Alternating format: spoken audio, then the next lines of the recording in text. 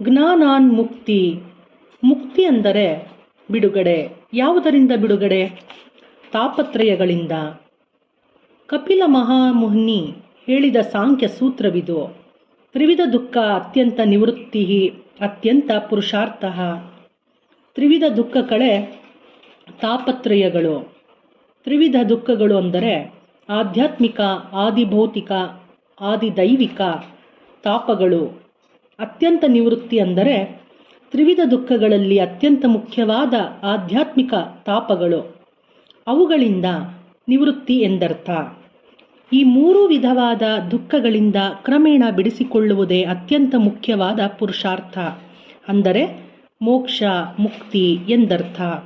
ಕಪಿಲ ಮಹಾಮುನಿ ಇನ್ನೂ ಹೀಗೆ ಹೇಳಿದ್ದಾರೆ, ಜ್ಞಾನಾನ್ ಮುಕ್ತಿ ಎಂದು, ಅಂದರೆ ಜ್ಞಾನದಿಂದಲೇ ಮುಕ್ತಿ ಬರುತ್ತದೆ ಎಂದು. ಸಂಪೂರ್ಣ ಆತ್ಮಜ್ಞಾನ ಇರುವವನಿಗೆ ಮತ್ತೆ ಜನ್ಮವಿಲ್ಲ. ಭೌತಿಕ ಶರೀರದಿಂದ ಜನ್ಮವಿದ್ದರೆ ತಾಪತ್ರಯಗಳು ಇದ್ದೇ ಇರುತ್ತವೆ.